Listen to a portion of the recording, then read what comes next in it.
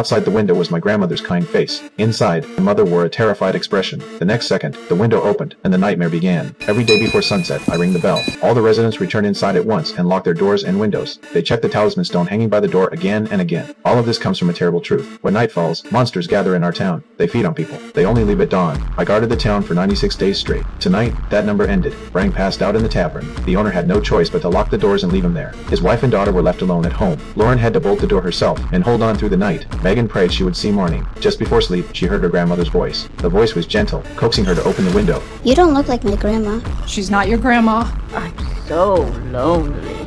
Baby, please just... Maybe I can come in. At dawn, Frank walked home. Neighbors crowded at his door. Before he could ask what had happened, anger and grief broke me. When that slab landed, my whole body trembled. I had warned countless times. Homes with children must nail their windows shut. Children are easiest to fool. But Frank relied on luck. Last night's toll was the price. He fell to his knees and cried out in pain. I knew then that everything was already too late. I sent the priest upstairs. When I picked up the fallen talisman stone, my chest felt ripped open. Prayers rose to remind everyone of today's lesson. The punishment was announced. The Tin Shack. This was a rule I made myself. Anyone who breaks the rule and causes a resident's death must be locked inside for a night. There is no talisman stone in there. Going in is almost the same as dying. If someone somehow survives, then they will be forgiven. I found Frank. I told him this was not a private grudge. He remembered Lauren saying, I was harsh because I had no choice. The person who understood me best was the one I had to send in myself. Bitterness filled my heart. I asked Frank if he had any unfinished wishes. We walked to Megan's favorite swing together. Seeing that lonely swing, my chest felt torn apart. Frank asked to be buried with his wife and daughter. I agreed. I gave him his last moments alone. I went to find the priest. I wanted to ask for help. I can't do it. It was never supposed... I built a goddamn box as a deterrent. It's supposed to scare people. I can't. When the priest questioned me, Let's say you absolve Frank of all his crimes.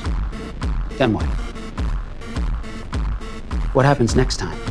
I had no answer. I tried to find a reason to spare Frank. After all, the real blame lies with the monsters. But why can't God see how terrible this world is? Anger and helplessness made me leave.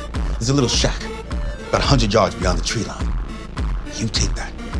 You put it next to the door, and you make whatever life you can out there. What are you gonna tell everybody? To help, the priest asked the townspeople to vote on enforcing the Tin Shack punishment. Those in favor chose a stone. Those against chose a flower. At that moment, Frank walked over. When he spoke, I could hardly believe it. I appreciate everything you're trying to do for me, Sheriff. No, I do. I really do. But the only two things that I love in this world are gone. I want to see my girls again. His courage stunned me. It made me resolve to lead everyone away from this place. Evening fell. I watched him walk into the Tin Shack. Before the door closed, You get these people home, Sheriff. Do everything I can. Promise me. Yeah, Frank. I promise. he waited in silence. He waited until the creatures descended into the dark again.